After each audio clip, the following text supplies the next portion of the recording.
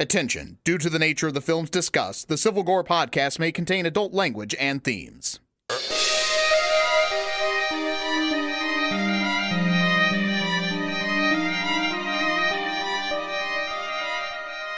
Hey there, everybody. Welcome to episode 92 of the Civil Gore podcast. I am your host, Tim. And I am your host, Brian.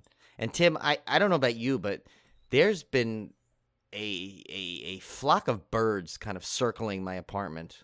Ooh, that's not good. Yeah, I don't know. Has that happened to you at all? Yeah, well, I've got a bird living in my house, so. Is it two lovebirds? Are they covered or they're?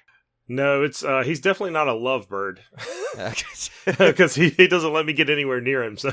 Okay, I was going to say later on, I know the firsthand experience of having been bit by a bird multiple times. Yes. I've been like nipped, by those little parakeets. Well, if you haven't figured it out yet, we're trying to say it, but not so subtly. That our feature film today is the Alfred Hitchcock classic, The Birds, which is one of my favorite movies. I love this movie, so yeah, I can't wait to talk about it. Yeah, and I got such a new appreciation for it because I hadn't seen it in a long time, so it was kind of fun to watch it for the podcast again, and it just blew my mind, at how good it was and just how it's, I'm trying to think about why haven't I watched this in such a long time, Well, let's get right into our first chop. So, a little bit of sad news today. We just found out the day we were recording that Luke Perry died, tragically young. He was only 52, I believe, of a stroke. I really enjoyed him in the Archie comic-based show Riverdale. Yeah, he was really good. Really, really good. He played Archie Andrews' father. And I gained a lot of new respect for him as an actor as he got older and played the older role. I didn't really pay much attention to him during the 90210 years because I wasn't into that whole scene. I was not a fan of that show at all. But man, I really enjoyed him in Riverdale. It's just a shame that he passed away so early. And of course, he does have some horror credit. He was in Buffy the Vampire Slayer. Yeah, which he was really good in it. That's actually when I first noticed that, he's actually got some decent acting chops, Yeah, I mean, it's hard to tell when it's buried in a show like 90210 because, I think the part of the whole thing, the shtick of that is to overact and to be, very one-note characters, whether they say they're not. But yeah, that one, he was like this really nice guy in it, and he just I don't know, there's something about it. Like, he was actually one of my favorite parts of that movie was his character. And yeah, and and it's even extra sad. I mean, you never want to lose someone that young, period. But he, like you said, in Riverdale, he was so good.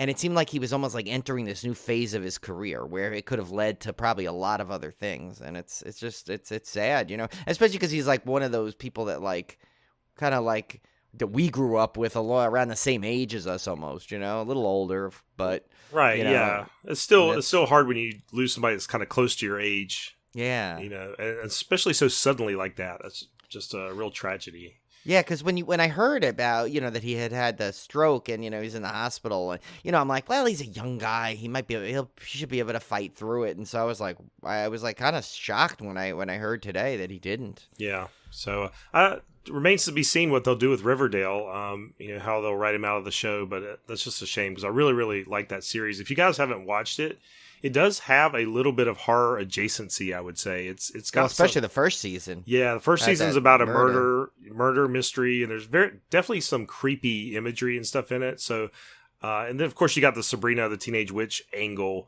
That Sabrina is a separate show. It's not tied into Riverdale, but of course the comics, Sabrina links up in the comics, so there's been some idea that maybe there'll be a crossover down the road. Oh, well, I would love for them to do a even if it's a one episode, I mean, I don't know, I'm a little behind in my Rivet. I think I'm like a season behind actually. It's terrible, but remember that comic series Afterlife with Archie? That would be great if they did at least one episode of that, where either maybe one of them has a dream that's happening or something. But yeah, that's a fantastic comic. Oh my gosh, it's one of the best true horror comics out there, believe it or not, is Afterlife with Archie. And they've got tons of spin-offs now.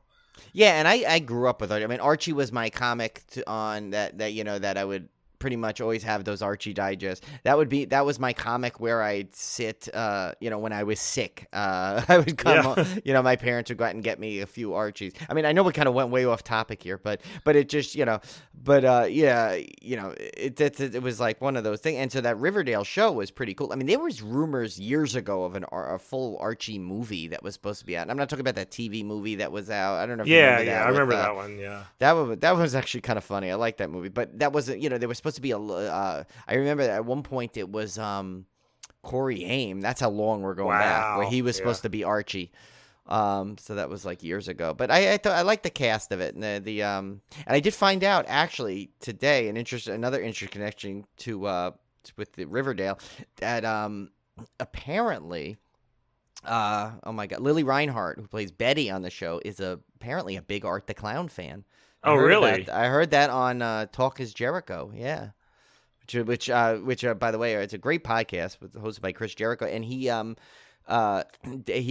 David Howard Thornton on as a guest, and they kind of mentioned that, and that was a great interview with him with David Howard Thornton. I mean, anytime you hear him talk, you just tell how much he just loves the whole Art the Clown and horror world and just everything, and embraces it all, as we know when we had him on the show. And it was apparently like Chris Jericho was a massive fan of it, so he was like it was like two fans of each other. It was great though. Great interview though. We took for one thing to go there, but it's almost like maybe we don't want to talk about the sad part. Yeah, I mean, you got to talk about the stuff, the good stuff. When somebody passes, you have the good things you remember. So. Yeah, was he in The Fifth Element? Was that the one he was? He was in The Fifth Element. Yeah, so he was in he's in definitely horror sci-fi cred there. Yeah. So, but yeah, he will definitely be missed, and it's sad because we can't see where he was going to go from now. Where he, like we said, was going to kind of go into that second phase of his career. I tell you, we have to stop starting episodes. We've way too many in our season 3. I know. We started that this whole year. It seems like every episode. Yeah, let's stop, people out there. Let's please be healthy and take care of yourselves. We can't lose more people.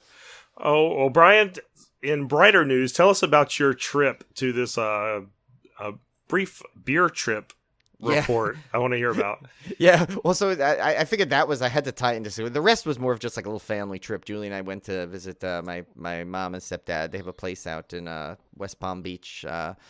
On the water, it literally is like being on a cruise, because they're up on like one of the really high floors, and so it's like basically the guest room we stay in like basically opens up to a balcony that like looks over into the ocean. So it's like it's pretty epic. But nice. but yeah, the tie into Civil Gore here is of course when I knew we were going there, I had believe it or not, I think I've been to Miami. I mean, it may have been there for like 10 minutes or something at one point. I can't even remember, but I know I've never been there enough to like truly visit. So, and I wanted to get a nice good Cuban sandwich there. So we went down there, and I knew that to stop at a brewery, I was going to stop at it. I think it had to be MIA Brewery, which of course we had mentioned. It was a subject of our beer pairing once. It was what got Tim, Julie, and I specifically. I think, did Olivia have that, or she had the stout? I don't know, but I know it got us three through Hollywood Horror Nights. Yes. I'm sorry, Halloween Horror Nights. I did it again. I keep doing that. I confuse Hollywood Nights with Halloween Horror Nights. Halloween Horror Nights, yes, it got us through as that. Their white IPA was fantastic. And the brewery is just, it's such a great brewery because it's, and it's funny, I was talking to the guy a little bit, and because I was telling him how I had to stop there. I picked up a shirt from there, and he was like, I was like, yeah, this brewery's really great. I'm from New York. I had to visit. He goes, oh, you guys are way ahead of us down there, in craft beer. I'm like, I don't know. I said, you guys are pretty good with this one. And what I love about it is so first of all, they make 150 plus beers there. And they have a rotating system of like 57 taps. So you never, and a couple of guest taps too, which is a lot for a brewery to get 57 taps there. That's crazy. Yeah, and the greatest thing is that they have a lot of experimental stuff. They have some great, like, just regular IPAs, double IPAs, but their names of them, like, of course, one of our favorites is that Miami Weiss. Yeah. that they made. And then this new one that I tried, which is actually really good. I thought, when I had this, I'm like, all right, I got to tell Tim about this, because if him and Olivia ever go down to that area, they must go seek this beer out. It was a hazelnut porter, and it was called the Marvelous Mrs. Hazelnut. Of course, mimicking Mrs. Maisel or whatever. And so they have a couple of little funny names like that, and just really good. Everything was solid. I think I had 6 tasters. Julie had 5. My stepdad had 3. All of them were hits, not one miss. Wow. That is rare for a brewery. Yeah. So, they may think they're a little behind in the craft brewing game, but this place isn't. They're right on par with some of the best I've been to. I actually loved it. So, if you guys are in the Miami area, do not pass by MIA Brewery. Go there. They have great food options too. But we had it, we were planning to eat elsewhere, so I was like looking at this just drooling because they had just such a great food menu, and it's a nice just vibe in the place, big open area, really cool. Nice. Well, we have some exciting news coming up. Yeah, speaking of, this was a good lead-in, I thought. Yeah. Because, and Tim will tell you why. Because we have an actual joint trip coming up, and the tickets are bought. The plane has been booked.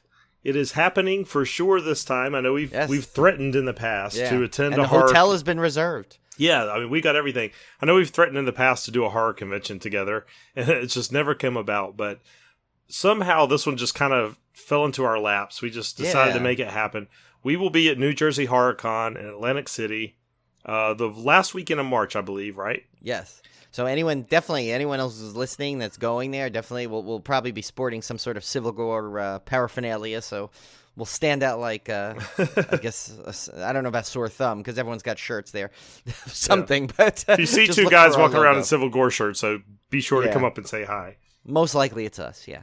And or it's obvious, of course, too. Drop us a line if you know you're going to be there, and we'll keep an eye out for you, too. So, this con looks really cool. This is one that I think I saw it last year, and it was kind of on my radar a little bit, because I'm like, this might be a fun con to go to one time. It seems like it's kind of in the middle of, it's like a middle of Chiller and Monster Mania. Like, I think Monster Mania definitely tends to get a lot more marquee guests at some level. At least this year, it seems like it's got a lot of big horror things. But this one kind of leans a little bit towards sci-fi and pop culture a little bit. Was why I said it's a little closer to, kind of in the middle of Chiller there. But this is also a film festival. So literally they have short films, and a couple of features actually playing throughout the convention. So there's, sometimes you go to these conventions and you need a break from being on the show floor. It's exhausting walking through and fighting your way through crowds, and you can only look at like a movie poster booth so many times. Right, yeah. And this is like just there's a lot of cool like films that sound like they're gonna, they debut their little shorts, and sometimes like there are a couple of actually the first time ever being shown are gonna be at this thing, which is really cool. Yeah, and I think I like the idea of this one, because I feel like it may not be as like jam crowded as some of the bigger cons. Like, it feels like it might be one of those mid-range ones that's not so just wall to wall. I'm hoping, because there's a lot of great stuff to look at and a lot of good guests here. Yeah, and there's a really cool Mick Garris is doing a show Friday and Saturday night where he's going to go through some of his stuff, and then he's going to have a meet and greet afterwards. That sounds really neat. Yeah, and I think he's offering like free photos and autographs after too, so that's kind of a nice little perk. We got some Back to the Future stars. We got Leah Thompson and Tom Wilson are going to be there. You got some Gremlins people. Zach Galligan's going to be there. Francis Lee McCain. And if you want to donate to the cause, Tim and I promise, if you donate the Tim's plane fare, even though he's already paid for, one of us will go up to Leah Thompson and go, "We're your density." But no, we probably won't do that. We'll probably be hauled out of there in 2 seconds flat. There's some cool guests here. You can go to the website and see all the different guests there's going to be. I'm really excited to meet Joe Bob Briggs. It's my big one. I know, of course, David Howard Thornton's going to be there. That's because I missed him at Mad Monster Party. Unfortunately, I could not get up to Mad Monster Party. I just had too much going on that weekend, and he was so close. And there was an excellent guest list at that one that I just missed out on. Bruce Campbell, all those guys. But so this is kind of like my makeup con for the one I missed. So definitely. Yeah, so David, don't cancel on us, please. No, please don't cancel. Good gracious. So we already lost Ashley Lawrence, which was Tim and I were bummed on that one. Yeah. We were excited to get. Tim had his Lament configuration puzzle cube all ready to go. But Felissa Rose, I missed seeing her at another Mad Monster Party by a day. So that's kind of a makeup there. And then Damien Leone too, of course, from Terrifier. There, so both him and Art will be there. And don't forget, David Howard Thornton is doing a full professional photo op in costume on Friday night. Yeah. So actually, we got to get on that. We got to pre-order that if we decide that's what we want to do for our Civil Gore promotional. Yeah, photo. we got to have our exactly. We have to have our joint Civil Gore promotional photo. That'd be perfect. Yeah, I mean, but there's definitely some big horror icons there, like Linnea Quigley, Tiffany Shepis, Amelia Kincaid, Adrienne Barbeau. I mean, there's some good like guests here. It's like, and it's funny, it's a bigger list than I thought. It was when I was typing up one of my as Tim will tell you, my world famous spreadsheets of information. There was a lot of stuff. Oh, of course, like Ari Lehman, of course, the first ever Jason. Yeah. He can go down. No one can take that away from him.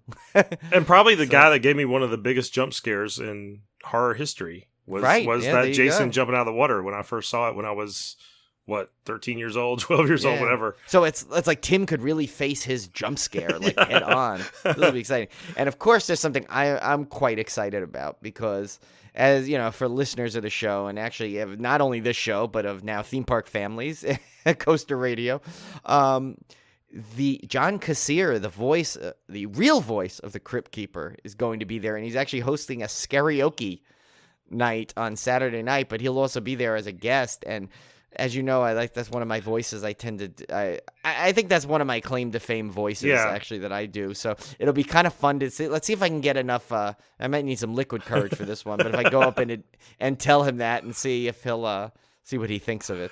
Yeah, I mean, and the other thing nice too is this is in a city where we can just go do fun stuff like right outside the hotel. Like there's tons of stuff to do. So I don't think there's any chance we're going to be bored this weekend. Oh no, during this convention. Oh, no. So very much looking forward to it. Yeah, and Tim has never been to Atlantic City too. I've been there many a time, so I can definitely show him the boardwalk a little bit and check out some of the other casinos. And obviously, if the Patreon, the eventual Patreon page may come up right after this convention if Tim and I don't do well at the tables. Well, I've only been to New Jersey once. I went to Newark for some training, and I literally went from the airport to a hotel conference room, and then back to the airport and back home. So I saw nothing. So I'm looking forward to my first true trip to New Jersey. So and that was said by nobody ever before. That's right. But no, I'm just kidding. Sorry, Ariel. Yeah, sorry, Cone, the home of Cone. New Jersey is the home of Cone, so there's some pluses. And actually, there's also we can't forget Zach Galligan from Gremlins. Oh my gosh, I just watched Gremlins 2 today.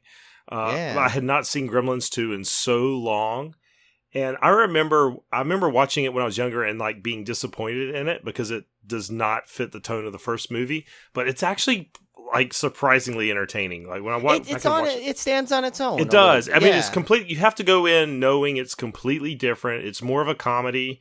It's wacky. It's insane. But in terms of just pure Gremlins overload, it's a legit movie. I actually really enjoyed it. Okay, yeah, and one other thing too is we definitely got to swing by. I know this is kind of funny. It's a little off horror, but he's a big horror fan. As actually mentioned before, it's Chris Jericho. He will be there. So I want to talk to him about his podcast too. Yeah, it's kind of funny how the wrestling and horror fans kind of mingle. Hey, every horror con I've ever been to has wrestlers at it. I'm wondering if it's one of those things where it's because obviously wrestling, the entertainment value of it is enjoyed by so many and also poo-pooed by so many. And I wonder if that's the connection as the horror fans sometimes feel it's one of those cheesy horror movies, or it's wrestling. You watch that. So who knows? Maybe that's how that did, because there's actually a couple of wrestlers there, like Jake the Snake Roberts is there. Yeah, I know there's some theme park wrestling crossover too.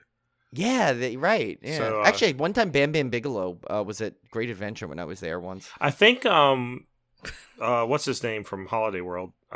Gosh. Oh, Mick Foley. Mick Foley. I think he's going to be at SuperCon. Oh, right. He's a huge fan. So I definitely want to talk to him when I go to SuperCon. So I'm definitely going to Raleigh SuperCon too. I've already told Olivia to pack her bags we're going. because that one's not horror related. That's in July. It's for her birthday weekend, actually. So yes, I'm going to a Geek Con for her birthday. That's right. And, well, you took her to New York for one of her birthdays. Yeah. So. But I mean, Richard Dean Anderson's going to be there from MacGyver, Summer Glau from Firefly. Nice. All kinds of like good genre people. I'm excited to. Well, Olivia likes that stuff though too. So she does. She'll enjoy it. I think she's never been to a con, so I think she'll enjoy it. Oh yeah, and that seems like a much easier one to kind of get her into rather than like the Man Monster Party. Yeah, and my selling point is the kids getting free. So there you go. Yeah, I figured that would be perfect, and it's not too far away from home. It's a real short day trip. We can go shopping afterwards, whatever. So plenty of things to do. That sounds like a really good idea. So my 40 years of my 40 years of project. So 40 years of project. Jeez, it seems like it's been 40 years, Brian. Yeah, I know, right? My 40 years of terror project continues, and I swear I'm not stacking the deck on this one. I pulled 1972. That's my birth year. Yeah, my 70s movies are just going crazy here, but I picked one. There was such a bounty of things I could have picked from. I mean, tons of stuff. There was like 5 or 6 movies I had picked that I could have watched for this. But I decided to go with one only because it was directed by Bob Clark of Black Christmas fame. Oh, right. And that is 1972, Children Shouldn't Play with Dead Things.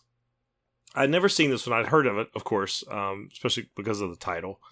And this was a early Bob Clark picture, and it is very low budget. Definitely much lower budget than Black Christmas. Yeah. It's an interesting movie. I won't say it's a good movie because it's not, but it is interesting in that we talk about how Bob Clark, when he did Black Christmas, he kind of was ahead of the time in terms of slasher films. I mean, Black Christmas was far before Halloween. Oh, yeah. I would argue that Children Shouldn't Play with Dead Things is the precursor to Evil Dead. It's kind of the same premise. You have this group of kids, hippies, whatever you want to call them. They're trying to make a film on this island, and they end up reading from this book or scroll, which awakens the dead. I mean, you see some of the same things from Evil Dead in here. And in this case, it's more zombies than deadites, but probably the worst zombie makeup I've ever seen in a feature film. So that's pretty bad. But there are some interesting characters in this one, and I don't know. It's still got that Bob Clark sense of humor to it. You know, he always had that kind of sly sense of humor that ran through all his movies, and this one definitely has that in spades. So it's I would say it sometimes even borders on horror movie parody. But that's okay because it's still fairly entertaining. Again, not a great movie, but interesting to see from just a director perspective of it being a Bob Clark film, and also because of the similarities I saw between that and Evil Dead, which would come out many years later. So that's pretty cool. Oh, nice.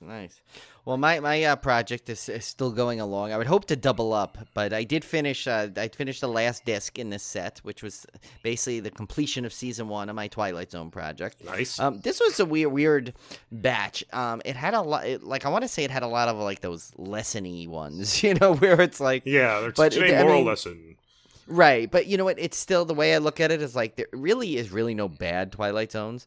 But I still enjoyed them. So I'll go through them quickly. The first one was the one, it's called A Stop at Willoughby. And it's tired of his miserable job and wife. A businessman starts dreaming on the train each night about an old idyllic town called Willoughby. Soon he has to know whether the town is real, and he fancies the thought of seeking refuge there.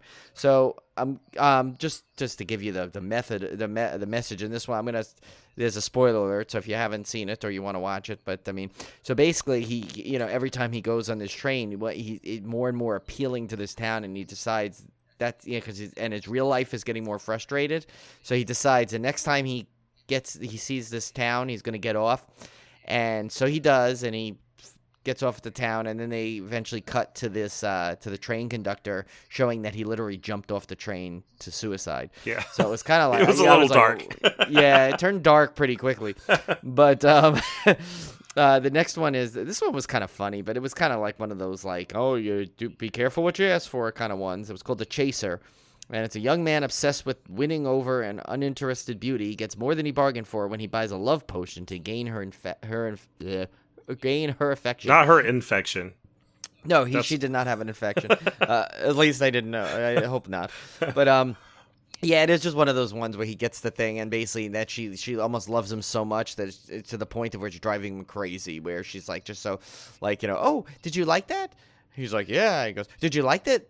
I like that. I like that. Did you like that? Yeah. Like crazy. I remember this one was obsessive. so predictable because you've seen that in so many cartoons where they drink a love potion. I mean, it was like, I mean, it was the same. It was the whole, the same thing. The only part I thought was funny is when he went to the bookstore or the place to get the potion or whatever he was at. Kind of reminded me of Ollivanders a little bit. It did. Yeah, that you say that. It did. It's like this big tall ceilings and this whole thing. But And then next one was one of the classics, Passage for Trumpet, with Jack Klugman. As like a suicidal, despondent trumpet player finds himself in a bizarre world where he seems to be the only moving being, except for one helpful other musician. That's one of those kind of like an "It's a Wonderful Life" kind of a thing, a little bit, where he thinks he's dead the whole time, but it turns out he's just in limbo because he gets hit by a bus, and everyone else that's not listening to him is actually dead. And it's just it was a good one, but it was same time it was like I don't know. I remember it being much better than it was, probably because it's just Jack Klugman being in it. It was so good. The next one is this one's just a fun one. It's called Mr. Beavis. Shut up, Beavis. Oh yeah, shut up, Beavis. Shut up, Beavis. But yeah, it's an eccentric loser gets a new life from his guardian angel, but there's a price to keeping it. So this one's just a regular run-of-the-mill one. This one, though, I remember, this is the one actually that Albert Brooks, I think, mentions to Dan Aykroyd in the opening vignette in the Twilight Zone, the movie. There was one of the ones they mentioned where it was the After Hours. It says, a woman is treated badly by some odd salespeople on an otherwise empty department store floor. And this one is a famous one that you probably heard of, where it's literally, it turns out that they're all mannequins, and I guess each mannequin is allowed 1 month to go out and be human. I don't remember this one, but I know I had to watch it because I watched all of season 1. I just don't remember it. Yeah, I remember this one as a kid, kind of a little creeping me out, and I thought it was kind of funny that they chose to mention that one in the Twilight Zone, the movie, too, because I'm like, oh, I remember that one, because it's really like, it's like the one that's the focus of it, she's late a day, and that's why they're all being kind of rude to her, because, it's like, so it was a really good one. Then the Mighty Casey, which is a down-and-out baseball team's fortunes are lifted by a mysterious but seemingly unbeatable young player. This one is weird. There was no really like twist to it because basically every like plot point is given out. Like, he's a robot. They say it right away, and the twist is very minor in it, and it's just like it's kind of expected, but it was still a fun one because I love sports things anyway. So anything with sports is great. And then the final one was A World of His Own. This was my second favorite on the whole disc, and that was a writer demonstrates he can control reality simply by dictating changes. And this one was great because this one had a really good twist to it, and it kind of had like that little meta feel where apparently this guy, basically he just talks into his tape recorder, and whatever he describes, his characters come to life, and apparently in this he's created Rod Serling. Yeah, that one was cool. And that's been used before. Like, wasn't there that Will Ferrell movie where he was a writer and he could do something like this? Yes. Yeah. I don't remember the name of it, but yeah, I know what you mean. Yeah, I can't think of it either. But yeah, it's the same kind of a thing. Was Stranger Than Fiction, I think, right? Yeah. Is that it? Yeah. So yeah, it's definitely. Obviously, this was maybe one of the first times it was done, but I like that. It was what a way to end a season 1 of a series. Yeah. Like, it's like especially a Twilight Zone series like that, to where this guy basically makes Rod Serling disappear at the end. So yeah, so that was a good season 1. Season 2 has got some really good ones on it. I'm looking forward to getting that going. And actually, it's funny because I've seen the older ones so many times that I'm actually looking forward to getting through those to finally to work on the 80s ones, which were such classics on their own, and I don't think they're looked upon as good as they were. But there were some great ones in the 80s revival. Yeah, and I've never watched any of the 80s ones. So I'm kind of saving them for a little bit, but because I'm still working my way through the originals. I think I'm halfway through season 3 right now, the original. Oh, nice. But I'm definitely going to hit those after I finish up the originals.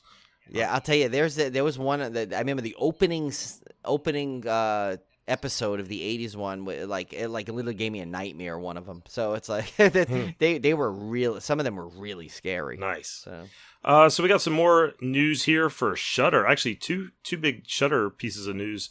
A Joe Bob weekly series is coming March 29th. A 9-episode original series will consist of weekly double features streaming live every Friday night at 9 p.m. and then concluding on May 24th. And they'll, of course, be available on demand at a later date. Oh, man, I cannot wait for this. Yeah. Joe Bob Live. This was Monster Vision. TNT Monster Vision is where I first ran into Joe Bob. And, man, I loved that. That was like I canceled plans. Like that was my thing on Saturday. I think it was Saturday nights back then was Monster Vision. Maybe Sunday. I can't remember. But I used to stay up for that every single time.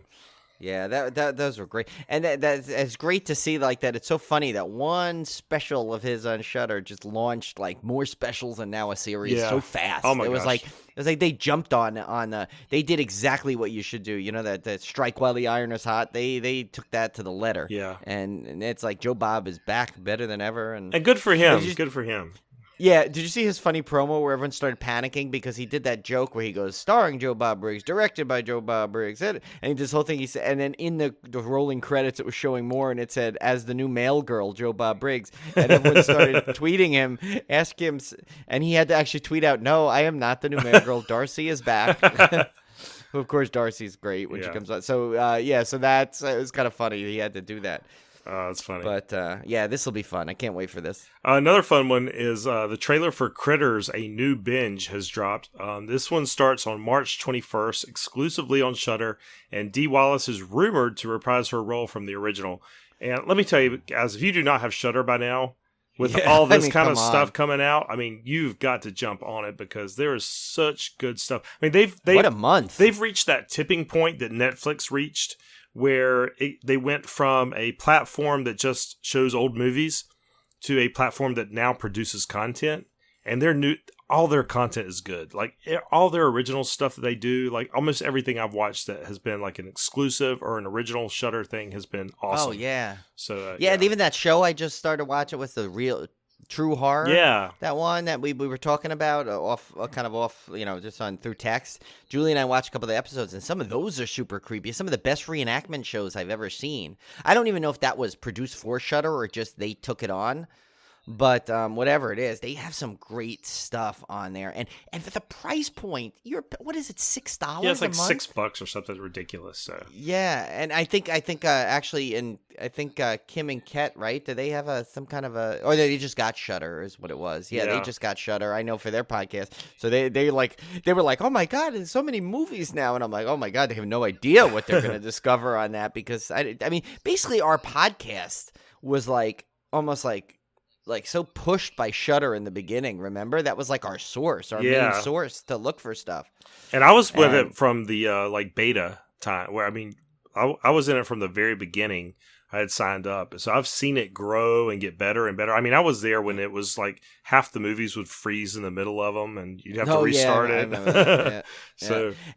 And I tell you, I mean, I hope they're not listening when I say this, but like because then they're gonna jump on this. But they're literally giving you like $15 a month content for $6 essentially. I mean, I would easily pay higher than I am now. I mean, I don't want to, but I would because it's that good. And actually, you know what? I realized we said 2, but there's actually another Shudder thing here on the rundown. We might as well skip to. Yeah, I was going to do that. I was going to skip right to that one. Now, Shudder does podcasts that you can actually stream right from the Shudder site if you would like. I think you could also subscribe to them like a normal podcast if you want to. Yeah, I think some of them you can. Some are video ones. Yeah. Or they call them the podcast experiences. I think they're added. You don't get all that. Yeah. That you get. Right. So some of them may have video enabled, which you'd want to watch them on the streaming service, obviously. But there's some really cool ones out there, and Brian had a couple of these on the rundown. There's one called She Kills, and it's hosted by Adrienne Barbeau. I think that just debuted already. I think that's out at the time of this. I think it debuted on March 1st. Nice. So by the time you're listening to this, it's already been out. So you may have already discovered it, or if not, definitely check it out. This one's about women in horror and experiences in the genre. So I'm definitely going to listen to this one before our convention. So because Adrienne Barbeau will be there. So we could talk intelligently. We could have a nice conversation with her. Yeah. Visitations with Elijah Wood and Daniel Noah, which are the Spectrovision founders Daniel Noah, Josh Waller, Lisa Whalen, and Elijah Wood, who brought films like A Girl Walks Home Alone at Night, which was highly critically praised, and Mandy, of course, which we've critically praised. Yes. And they discuss horror films with folks who make them. So that's sorry, I might have read that wrong, but it's called Visitations, right? Or Visitations. Yeah, with it's Visitations with Elijah Wood and Daniel Noah. It's kind of a I think weird it's the title. official title. Yeah. Yeah, it's like, yeah. But yes. It's almost rivaling The Man Who Killed Hitler and then Bigfoot. It's like of length. Yeah. You know, it's a little wordy, but yeah, so still, I will definitely be checking out both of those for sure. Plus, I have to say, it's funny because, if you ever seen Elijah Wood discuss film, it's great. He's got a really good wealth of knowledge of just all kinds of films. Like, I know he likes horror because I think he appeared on the Eli Roth. Yeah, who's on the Shockwaves podcast too. Right, and he was on there too. He's just a really good guy to listen to about film, and so it's like the fact that he's got his own podcast now. This is actually kind of exciting because I'm definitely going to listen to this one and watch it. He's a very good. Every interview I've seen with him, he's very intelligent and he's a very good guest, I guess you could say. He is, and he's really good with the fans because I remember there was I don't know if you've ever seen this. There was a movie called Starweight, and basically what it was about that group of people that lined up like 6 weeks ahead of time for the Star Wars movies. Mm-hmm. Right, and it was for the Star Life. It was for charity. It was really, and its documentary is great, by the way. It's awesome. But anyway, they were all in front of the Gromans, or now Mann's Chinese Theater, and so there was a point where Elijah Wood happened to be walking by, and they have it on camera, and everyone's taking pictures of him. He goes, "I don't know what you guys are doing. I'm not even in Star Wars," but he's like playing along, and he's just like taking photos with everyone, just hanging out. And I'm like, that's like the kind of guy he is. He seems to be like super down to earth guy. Oh yeah, totally. Next up, a little bit of news out of It Chapter 2. According to Jessica Chastain, it contains the most blood that's ever been in a scene. I want to see if it rivals, was it Dead Alive? Oh, yeah. Or even The Shining, or that even one The Shining, sequence wow. with the elevator. But yeah, and I mean, nothing against Jessica Chastain. I mean, I know she's on set, but I don't know what her views of horror film. But actually, she said, in all her defense, she said she heard a crew member say that. So again, we don't know these sources. I just thought it'd be kind of a funny thing because I'm so excited for It Chapter 2. Yeah. So I kind of want to get any little piece of news out there. All right, so up next, we got the results of the Fangoria Awards that we, of course, made our own predictions about. So we can go through those real quick and see where we were right and where we were wrong. We didn't do so hot. We didn't do so hot, but I think we had a little bit of we were voting with our heart and not our mind. So let's go through those real quick. So best wide release movie, the winner was Hereditary, which I can't argue with. And one of us picked Hereditary. I think it was me, right? Yeah, it was you. I went Halloween all the way just because of my that was total heart. And nothing against Hereditary because I loved Hereditary. Yeah, but I think I can see why. Oh yeah. It was. You know what? I mean, look at the title, best wide release movie. Yeah. For horror movies in general, it's like we've gotten so many good wide release horror movies, and recently that it's been a pretty big, because you usually don't get many wide release ones. No. Best limited release movie was Mandy, which I can't argue with. That was I love that one. Of course, we picked Terrifier because we love David Howard Thornton. We love Art the Clown, but we did say that if we were going to accept one other winner, it was going to be Mandy. That's right, and like I was telling Brian, Terrifier was up against some wide release films. It's tough to. I mean, even like Terrifier. I mean, Suspiria, that was at the theater. So that one I could see. I'm surprised it actually didn't win over Mandy just because it had a wider release. Right. But you can't fight Nick Cage. No, you can't. He's that. Can't fight the cage match. So no. But get the cage. But Terrifier, unfortunately, was. A lot of times when people vote on these things, they're going to vote for stuff they've seen over something they haven't seen. And so the films that have gotten the most views are going to trickle to the top. I mean, that's just a reality of what's going to happen. Right. And, I hate to say some of the ones, too. It's also, there's that whole word of mouth. Like, there's probably people voting that probably haven't seen some of them either, but they heard of Mandy, or they heard of Hereditary, whether they saw it or not. Right. So that it's sometimes that comes into play with these. I mean, Tim and I admittedly had not seen everything on here. Yeah. We've seen a lot, but not everything. So. Best streaming premiere movie. This is one I vehemently disagree with. The winner was Bird Box. I actually think it's the worst movie on this entire nominee list, actually. We had picked Veronica, which I thought was true horror was the best one on this list. Yeah. I mean, and Cam was really good, too. It wasn't as true horror, but that's still a great movie in terms of the, in terms of just, you're looking at streaming service. I mean, don't get me wrong. I enjoyed Bird Box, but... like Tim and I have already mentioned some of the. I guess we go over. Yeah, we went over the issues we had with it, right? Yeah. Yeah, we did. So I mean, Veronica was a true good grassroots horror film on there, and I remember both of us really liked it when it came out. And it was one of those ones that we was like, this film is so scary, no one can finish it. And and I'm wondering if that turned off some mainstream people, like, oh, I don't want to watch that if it's that scary. I mean, I think Bird Box won just from a popularity contest because people had heard of it.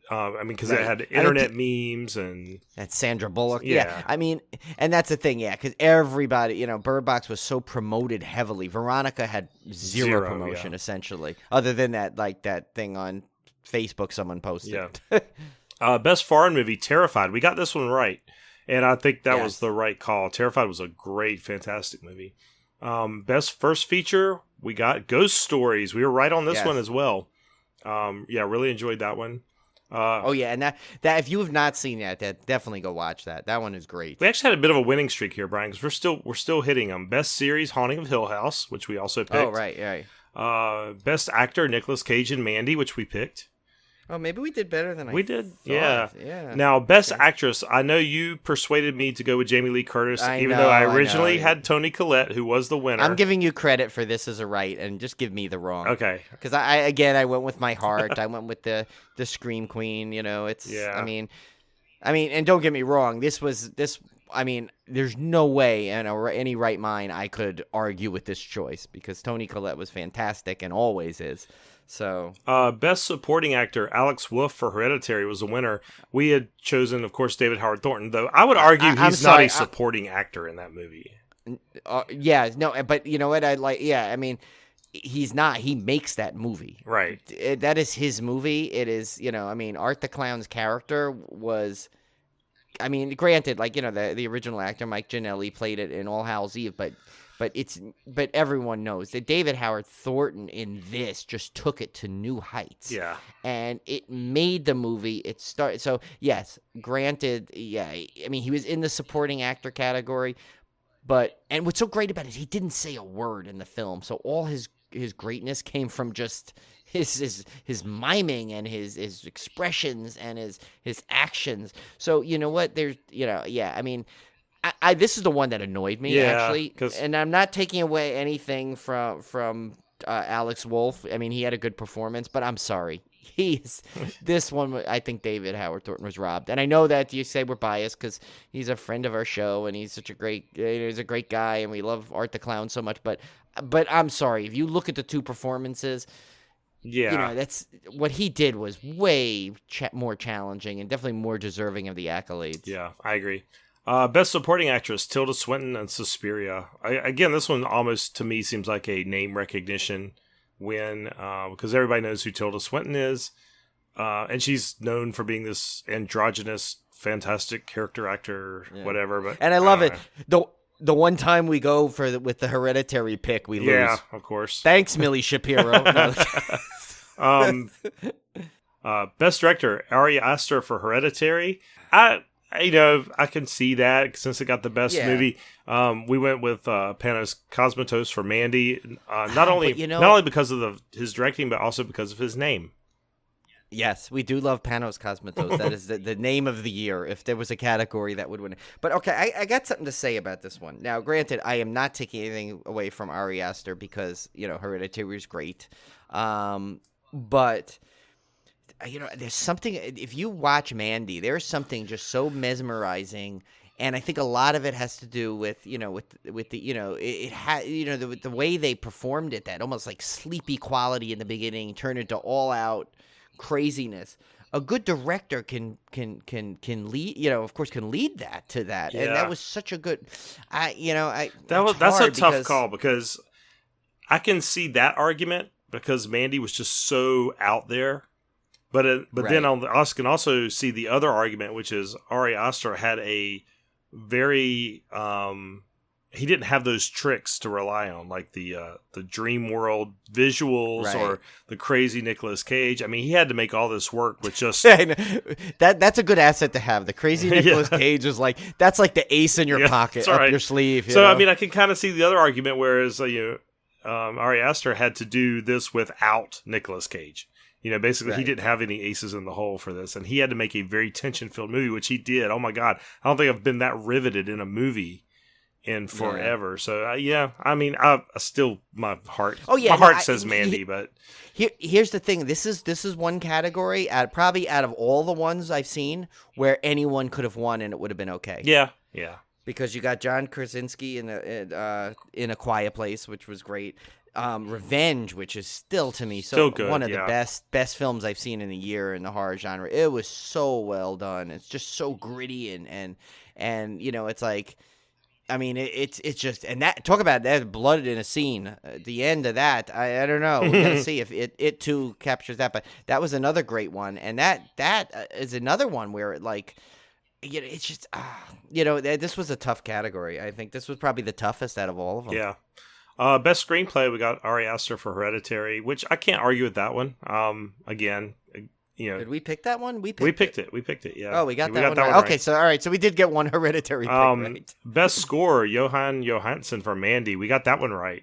Well, actually, you got that one right, Brian. I got it wrong. I went with Tom York for Suspiria, even though I had never heard the score. I just went by Tom York because I'm a Radiohead fan. But you correctly identified Mandy. So that was a good job on you. Well, it was just a good. It just everything, the atmospheric qualities of that movie, which obviously a big part of it is the music too. It was so good, so it had to get some kind of accolade for that kind of.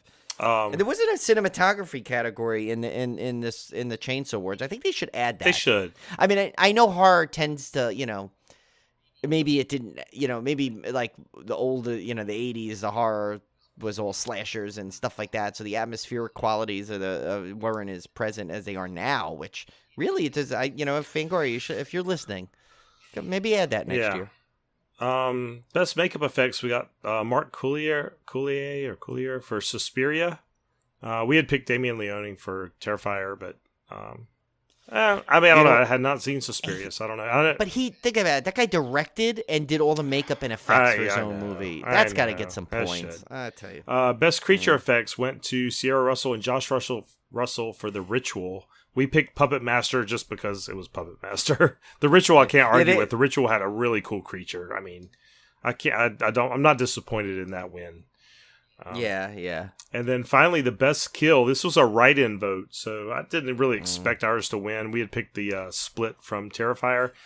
I'm still annoyed with this one too. I mean, I definitely the winner is a good one, but.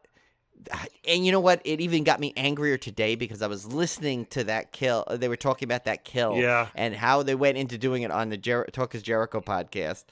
And I was just like thinking, that really was. And they like almost shined a new light to it and about how like just how brutal it and like something like you never quite see that. And they actually they told a story there where they were going to cut it. And Damien Leone said, absolutely not. This is going to be one of the most memorable sequences of my film. You are not taking it out. And thank God they kept it in because it was pretty graphic. Yeah. Well, the winner went to Charlie Meets the Telephone Pole in Hereditary, which I will say is probably the most shocking kill of the year. It was definitely the most surprising. I will give them that. So, yeah. So anyway, that's the rundown for the Fangoria Awards. That was a lot of fun. I enjoyed trying to predict those, and next year I think I'll be a little bit better about trying to see more of the films that were on there. Obviously, we saw the major ones, but there was a few big ones in there we missed. Yeah, I think next year that's our promise. Yeah. we're gonna as soon as those things are announced, we're gonna get on those and make sure we watch everything so we can give a really good informed picks. Yeah. So Brian, you watched one I watched recently and gave a brief review of, which was Overlord. What'd you think of Overlord? Yeah. So I watched this on the plane. And I found out I felt bad. I thought Julie didn't want to see it, but she did. So I felt bad I watched it. But I loved it actually. I think your description of it was perfect. Like it was like a Saving Private Ryan, like mixed with like a zombie film. Yeah. And it was like I thought it was really good. I mean, I loved all the characters in it were great. I mean, yeah, is it a video gamey? Sure, but you know what? I love video games. Yeah, it was entertaining, especially like that. So it was truly entertaining. I loved every second of it. Nice. And actually, now I'm excited because I'm going to watch it again, with Julie. And I thought it was great. Good. I mean, I know it got some bad, criticisms, but you know what? It was exactly what I expected, so I can't argue with not seeing. It's not just it's a pure entertainment movie. I mean, yeah. So can't ask. I mean, the leads were fantastic. They were. So yeah. I had a book review, Brian. I just finished one called "Meddling Kids." It's by Edgar Cantero, and this one is interesting. I picked it up. I'd heard about it because it is a.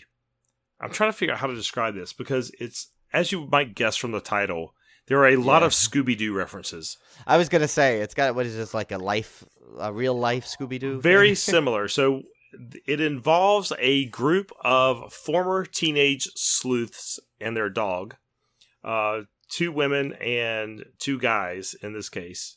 Well, I guess that fits the mystery gang anyway. Yeah. But did they go around in a van? No, but they reunite in their 20s to revisit one of their most famous cases, which is about this lake monster that they never truly really solved. And so they kind of get all back together. And of course, this is not a kid's book. This is an adult-oriented book. So there are some things like there's a suicide involved. There's some mental issues involved when they get back together. There's even a lesbian romance, which I found actually distracting. That was the one part of the book I really didn't enjoy because it's just not because it was a lesbian romance, but just because it was a romance in general. It never went. And it was the characters, like the main characters? And it characters? just never went anywhere, and it was just distracting every time it came up because it never really went anywhere. So is this author probably like a big had fantasies of Velma? I guess. And Daphne. Yeah, I thought that's kind of the vibe I got, but it's not a perfect parallel to Scooby-Doo. There's just little hints and references. For instance, the river that feeds into this lake is called the Zoinks River. Which I thought was pretty funny. But anyway, they get back together to investigate this lake monster thing, and it goes insane. Like, it starts off where you think it's going to be this lighthearted Scooby-Doo parody, and it ends up going into crazy Lovecraftian territory. So if you like Lovecraft and you like Scooby-Doo, which I do, you're probably going to love this book. It's very entertaining. The author is not English is not his native language. I think this was like only his first or second English novel. And I love that because he has some interesting turns of phrase that I normally wouldn't see out of an English author. And he's got some like different literary styles that I've never seen in a book. Like sometimes he'll just switch to almost like a play where it shows the character, and what they say.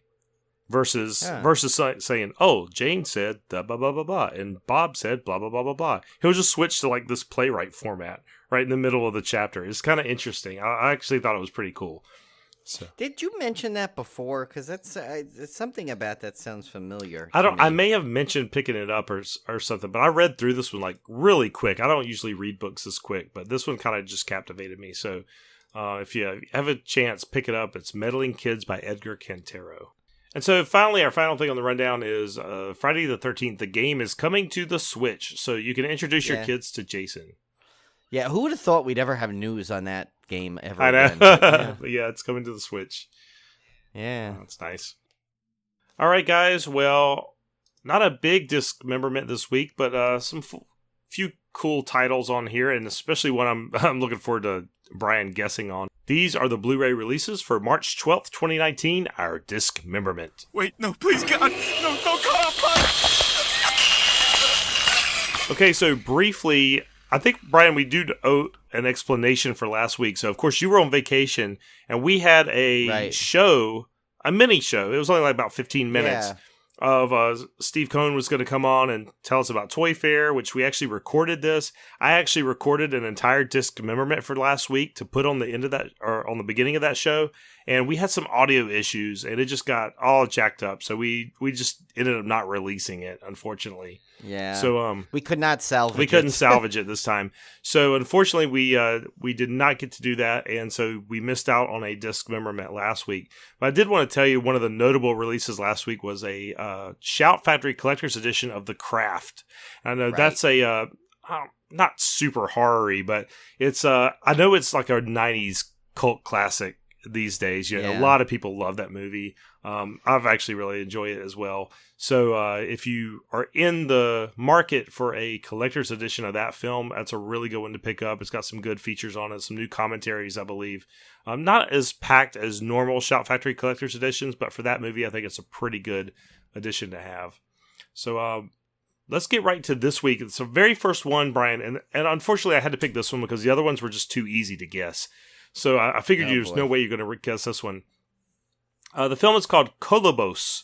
It's from 1999. This is an Arrow release, directed by Daniel Liatowicz and David Todd Ockverk, starring Amy Weber, Donnie Terranova, and Nicole Paroline. And Brian, I can't wait for you to guess this one because this synopsis is like 2 pages long. Oh my God! So I don't really have I don't have a shot at all, do I? No, you don't. So. All right, I'm just going to, I really have no idea, but then I'm going to go with the name, the Kolobos.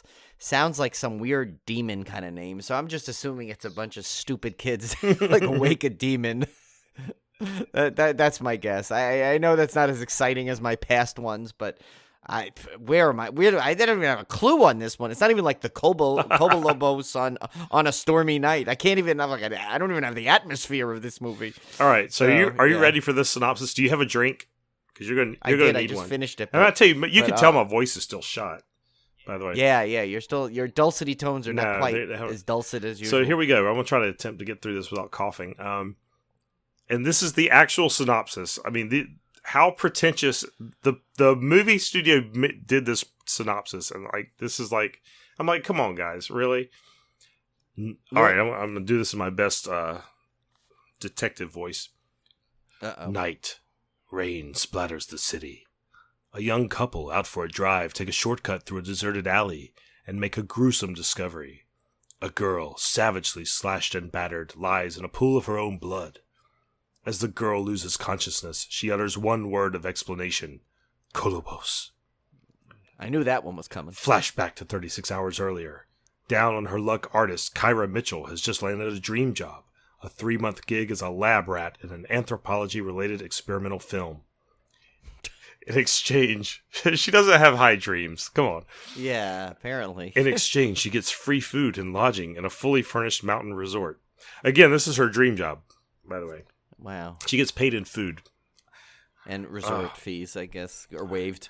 Her new roommates, wisecracking Tom, struggling actress Erica, college dropout Gary, and fast food engineer Tina know little about Kyra's past.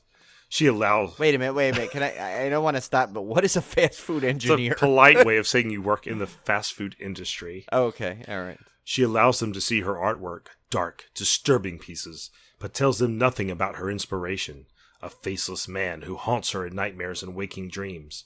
Still, happiness and camaraderie prevail until night falls.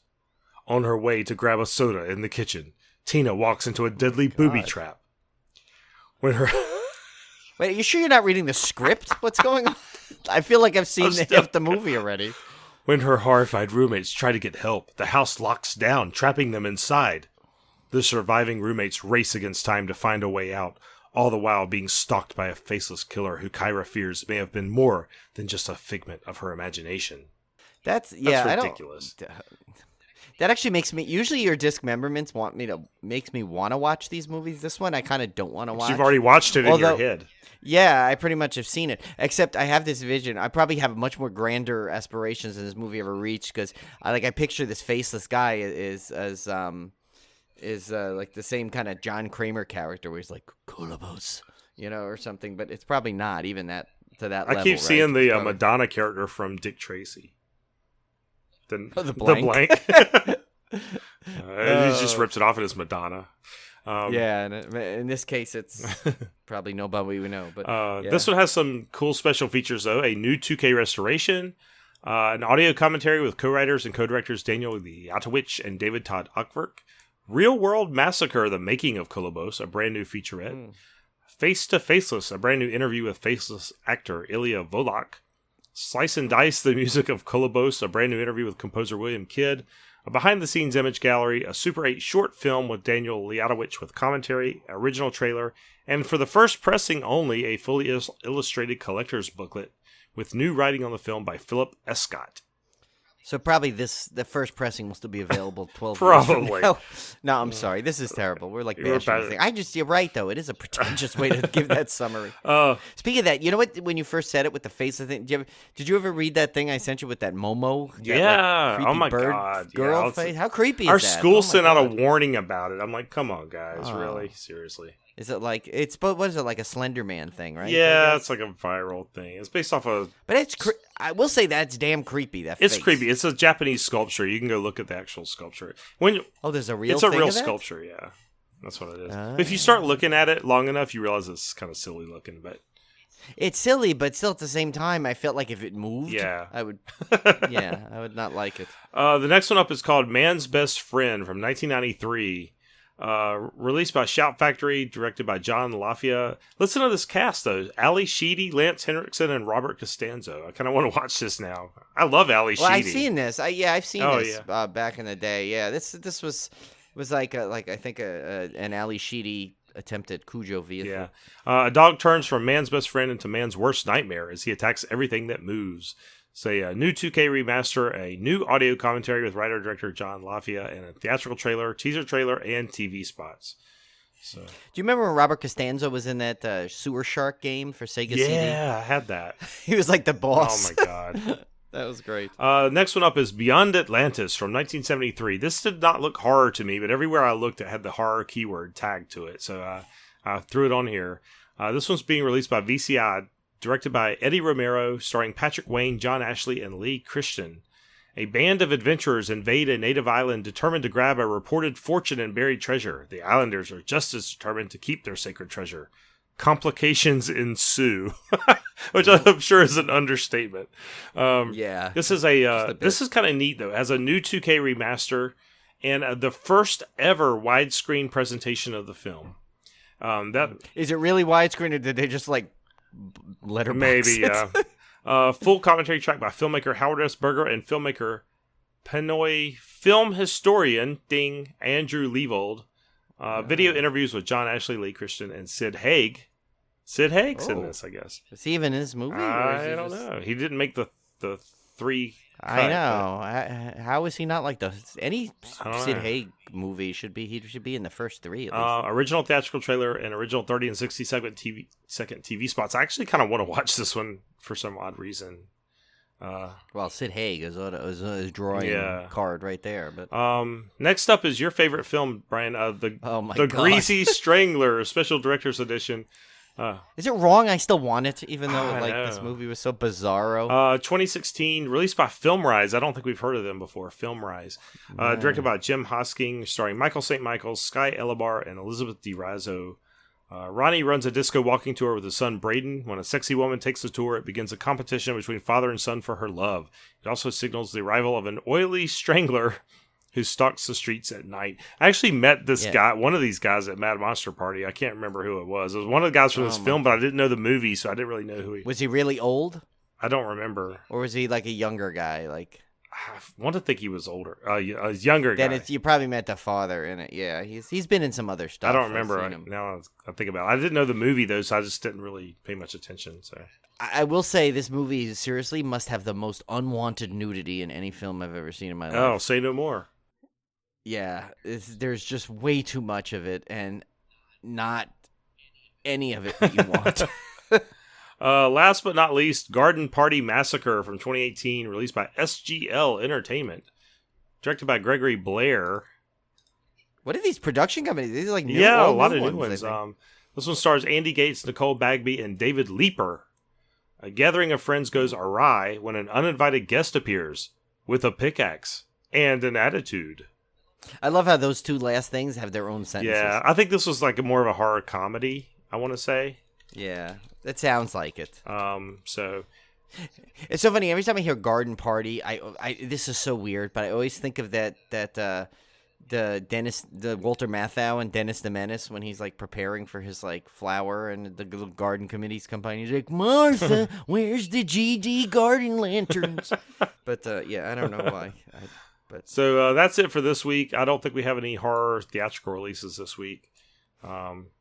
So I guess we will move right into our... No, but we're getting some good ones coming up. Yeah, we got some good stuff coming up, though. Yeah, for sure. So let's move right into our main feature. This is The Birds from 1963, directed by, of course, the great Alfred Hitchcock, starring Tippi Hedren as Melanie Daniels, Rod Taylor as Mitch Brenner, Jessica Tandy as Lydia Brenner, Suzanne Plachette as Annie Hayworth, and our very own Veronica Cartwright as Kathy Brenner, another Veronica Cartwright vehicle. Yeah, this is not a Veronica Cartwright themed yeah. month or anything. It just happened to be that So way. if you've never seen this movie, it's about a wealthy San Francisco socialite who pursues a potential boyfriend, stalks him, to a small... Yeah, it's a nice way of putting it. To a small Northern California town that slowly takes a turn for the bizarre when birds of all kinds suddenly begin to attack people. So I was trying to think of the first time I'd ever seen this movie, Brian. I told you a little bit before the podcast. I actually first saw this film in school. And I believe it was middle school. I'm almost positive. And thinking back, I don't know why in the world, short of it being 1963, and it's not that scary, but why they would show this movie to a bunch of middle school students. I have no idea. Yeah, unless it was like bird safety week. I don't, because I do remember seeing the person with their eyes pecked out thing. And it like really freaked me out at the time. I remember like being scared of it. Well, at the time, that was pretty like gory for and I do remember, and the reason I remember it was at school is because I remember kids laughing when the other kids were getting pecked in the head by the seagulls. That was kind of because that was kind of funny. But I absolutely remember seeing this movie at school as one of the how you have movie days. Where they didn't do anything, and it just probably like for the Friday before spring break or something. Yeah, we used to have that like the last day of school. They would show it. Yeah. So I don't know how, but that's the first exposure I had to this movie, and then of course when I got older, I obviously watched it. I was so stupid today. I rented it on Amazon Prime, and I looked over and I had it on my DVD shelf. Oh my god! Yeah, I have that like old collector's edition. On DVD. That's the one I've got. Yeah. Which is like the same disc as that was in the Alfred Hitchcock collection set because that's how it opens the movie. It's like Alfred Hitchcock collect. But I had bought it separately when it came out because when it I didn't wait for the collector set because that was when I bought Psycho and then I had bought that one. Yeah. But this one just is I have something about this one is just so like engaging. It's like you can't like. I don't know, right from the beginning, which really like does not set itself up to be a horror movie at all. It almost seems like some kind of weird Audrey Hepburn movie, the way that it starts off, It's I like, noticed it's a very slow start to it because I was looking at, stuff really doesn't start happening until almost an hour into the film, really. Yeah. Which was kind of odd. It really starts out as more of like a classic Hitchcock movie, non-horror. Right. Kind of, more like a North by Northwest or something, kind of just slow burn, man and woman kind of thing. Yeah, I was telling Brian, like, watching this, I'd totally forgotten how much of a stalker Tippi Hedren is because a man comes into the pet store where she's trying to order a mynah bird. Yeah. Which this pet store has more birds than any pet store I've ever seen in my freaking life. How do they have the two things she wants not in stock? I swear. I know, my God, like, they got seriously, every bird in there. Yeah, it's like a what are those like aviaries at the zoo, for God's sake, where it's everything fluttering around. And so Mitch Brenner comes in. He's this kind of cocky lawyer guy, and he plays some conversational games with her, making her believe that he thinks she works there, blah, blah, blah. Come to find out, he's a lawyer. And I never got the true story. I don't think we ever do get the story of what happened here. But apparently, of course, Tippi Hedren plays a socialite who's I guess she's kind of always in the news and kind of doing crap. But apparently she played some kind of prank which apparently broke a window. Yeah, I guess it's the only thing I got out of it. Yeah. And so he was the lawyer on this case. So he's kind of, and I never really got his obsession with her, other than it might just be kind of a romantic thing. Well, like yeah, I think I think he found her entertaining, which then turned to like just general affection. I mean, in all honesty, you could call her a stalker, but like, I mean, circa 1963, Tippi Hedren can stalk me. I mean, she's she was pretty hot in this movie. well, and plus she's just like so mesmerizing. You know, it's like just and she's so calm. I was watching how she talks to people in this movie, and it's just like it was like so relaxing. Yeah, like, even when she's up to like trickery, she's like yeah. Like I want her to read me a bedtime story. You know, like in that voice. You know. But she is kind of scary because she's like, you could tell she could go like psycho really easily. Which actually, no pun intended. Yeah, and if you think about it, if you don't know anything about this movie and you start watching this, that's exactly the way you think this is going to go. Right. Because if you don't know that this movie is called The Birds and you know what it was about and you're watching this set up, I'm like, okay, she is literally going to stalk him and be obsessed with him and try and kill him for like him mocking her in court or whatever. So let's lay out the steps she has to go through. So in a fur coat, no less. Yeah, in a fur coat. So he mentions that he wants to buy some lovebirds for his little sister. All right, who's having a birthday, right? Okay. Yeah. So she finds him intriguing, and she decides that she wants to pursue him, okay? So first she runs down and gets his license plate number. Creepy thing number one. Then she calls her friend, who works at the DMV or wherever, I can't remember where her friend works, to track the license plate number to find out where he lives. Or find out his name. She didn't know his name. She finds out his name from that. Then she asks around and figures out where he is going to be staying or where he lives. So then she drives to this place, Bodega Bay. Oh yeah, because she goes to his house, right? And that creepy neighbor dude is like, who I think is going to be like all mean to her. Then he's like so helpful. Yeah. Like, I'm going away too. Yes. It's like that's exactly what you tell someone who could be a stalker is that you're leaving your apartment also. Yeah. So then she has to go to this town. And I mean, obviously, she has nothing better to do with her life. She goes to this town. I think that socialite thing is really pushed in this. Yeah. Like, she literally just has unlimited funds and doesn't have to work. Then she finds out where his house is, which is across the lake or the bay or whatever it is. And then she decides, and he's like, well, you could just drive up there. And she's like, no, I wanted this to be a surprise. So she's like super stalking him. And she's carrying lovebirds around in a cage, right? So now she has to rent a boat. Yeah. To motorboat over she does the row. water. She does row, remember? Because that's the step. When she realizes he could hear the motor, she decides to row cuts the rest the of the engine way. off and rows the rest of the way. You tell me that's not a stalker. Then it is. Like, if it was anyone other than her, I'd be like mad at this town. my Because God. this town gives away every single secret and basically helps her in every way possible to do this. Then she notices him going to the barn, so she goes into his house, Yeah. uninvited. Which is unlocked. She Yeah. literally breaks in his house. Not breaks in, Yeah. but she enters in his house, which is technically a felony, I think. Yeah. And then she leaves the lovebirds, and she leaves a note for him for his sister Kathy. Yeah, because that's right. Doesn't he find out? She finds out from Susan Plachette what the sister's name is now. Yeah, it was. He thought it was Alice. Yeah, Or yeah, it was Linda or Alice or something. Well, It was yeah, and then Kathy. she says no, it's Kathy. So those two were hilarious. Those two guys that were like. Oh, I also fighting with found out the helpful guy that rents her the boat. His actual name was Doodles Weaver. Really? That's how he's listed in IMDb. Isn't that that's great? got to go in the Civil War Hall of Fame. Yeah, of names. Doodles Weaver. I thought it was awesome. But anyway, yeah. So she's completely, and then the creepster leaves the birds. She sneaks back out of the house, gets in the boat, and then she like sits there to watch him find the birds. Like, how creepy was that? Like, and she's like low on the boat so she could duck down. Yeah. As if they could. And actually, that scene was kind of funny because she's like trying to get back and he's like racing into his car along the way. People drive really fast in this movie, now, by the way. I think I'm looking at this on the wrong perspective. I think if you looked at it from the perspective of the time, it was supposed to seem whimsical and like she was, she's a playful socialite and she's whimsically has a little crush kind of a thing, pursuing this guy. Whereas in my modern perspective, she comes off as a total psycho.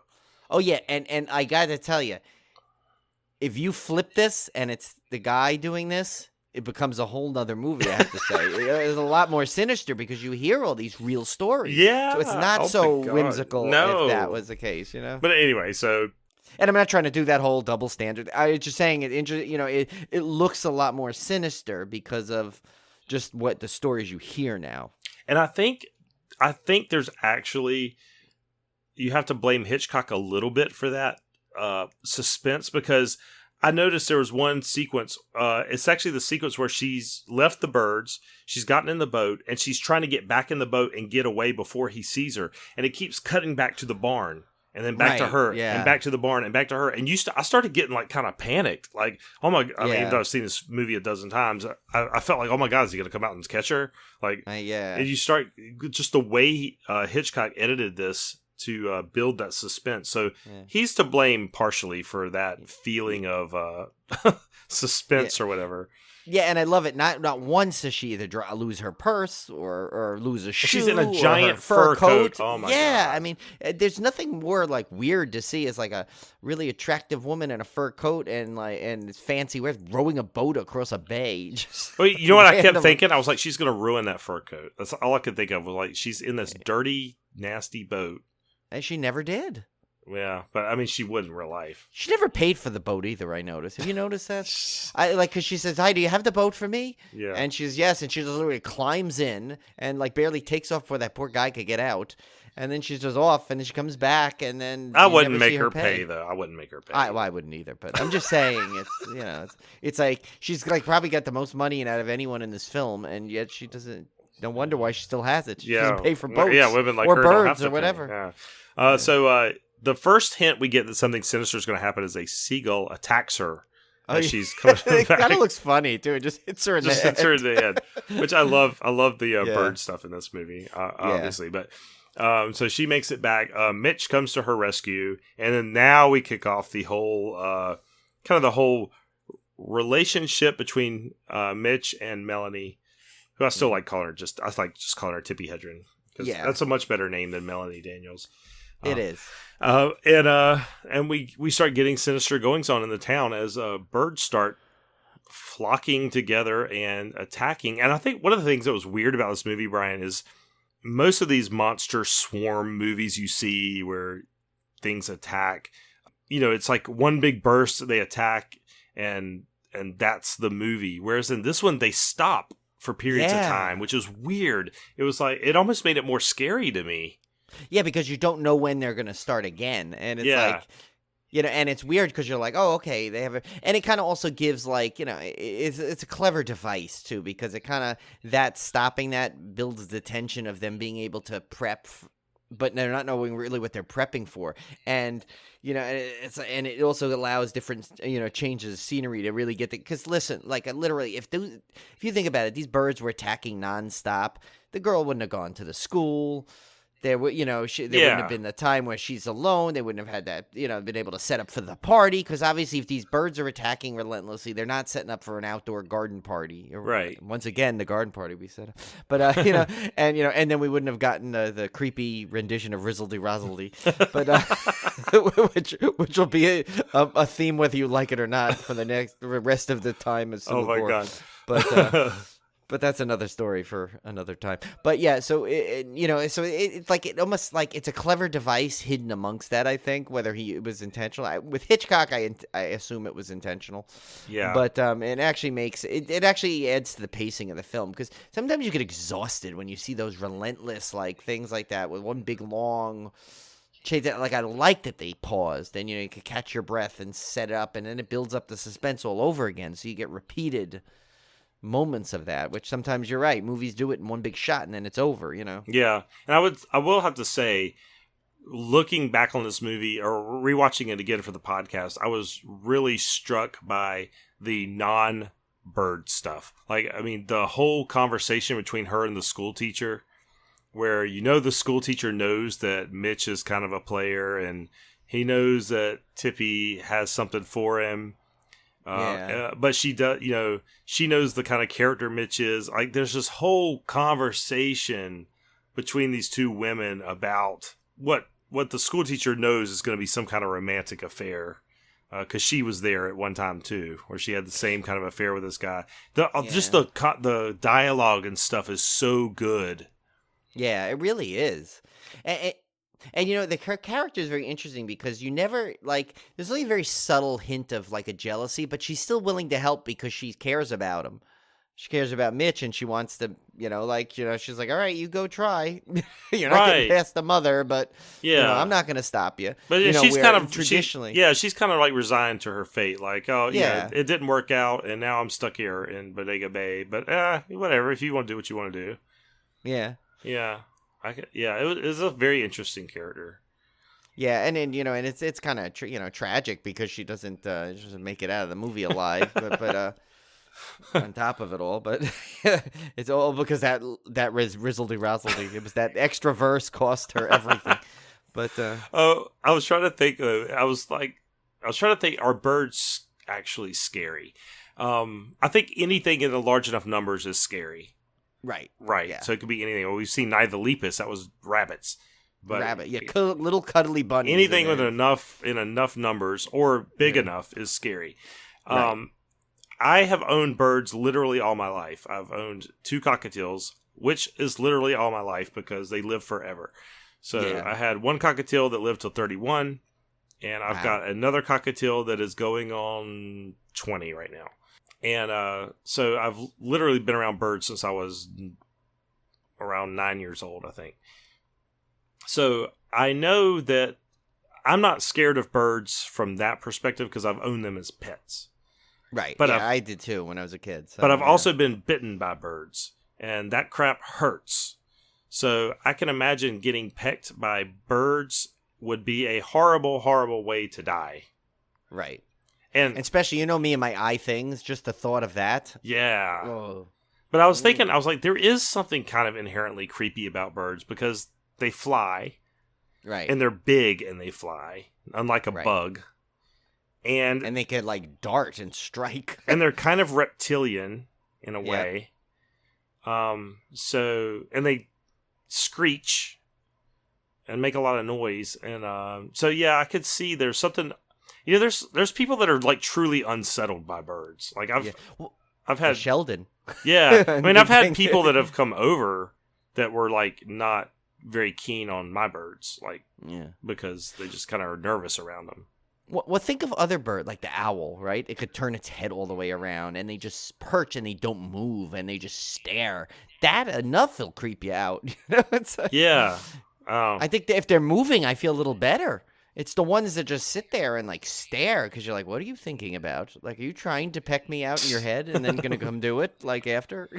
My cockatiel Molly, who's really my wife's cockatiel, he is a boy, and his name is Molly because we thought he was a girl, because you can't tell when they're babies, and so we named him Molly because the vet said he was a girl, and then when we took him back to the vet a few years later, when you can tell, the vet said, "I hope you do know that Molly's a boy," and we said no, but by then it was too late because he already knew his name.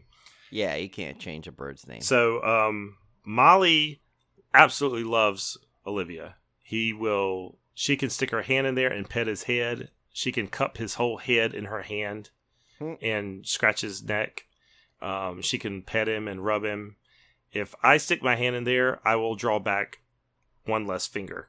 So Oh my God! Really? He will He bite. hasn't got used to you yet. No, I mean I've had him for years, like literally since we've been married. I mean we actually bought him when we were dating, and he will not let. Now he's not mean to me in a sense that like if I go near the cage, he'll come up and see me, kind of Yeah. thing. But if I stick my hand in the cage, yeah, he's drawing blood, like so. Yikes! So yeah, I can definitely see getting pecked by a bird would be a bad way to die. We had some interesting theories, Brian and I, about this film. Yes. We're going to go back and forth on text today. So Yeah. And see, this is one time we're going to share it with you all. we're of going it. to share you our text messages. So Yeah.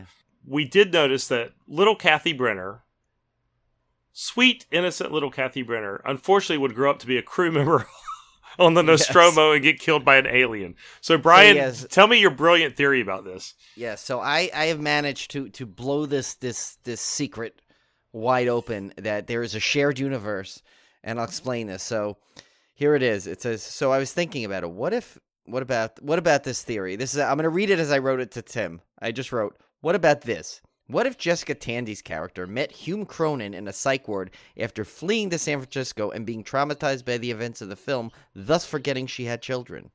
Kathy, who loves birds and flight, watched her mother from afar, witnessing her alien encounters in the movie Cocoon, which in turn inspired her to take said love of flight to space travel. I said the birds, Cocoon, and aliens are now in a shared universe. Boom, mic drop. Ha ha." So I love the idea that Kathy Brenner grew up to be a crew member of the Nostromo. Yeah, and you know why the part that I included the part why she forgot she had children? Because if you remember in Cocoon 2, now this is showing my super nerdy. Oh my God, Cocoon 2. She actually, remember, she never got to have children, and that's why she liked working at the daycare center that she eventually, ran out to save the kid and got hit and run over, and then they had to... Maybe she doesn't recognize that she had children because she disowned Kathy when Kathy decided to leave Earth for space travel. That's true. Either way, it could work. It still works. Either way, I will not give. I think Tim has another great way. So Tim and I have basically shown you guys that is the shared universe. But it doesn't stop there. It doesn't stop there. So now I have determined that the birds actually is part of the DC universe.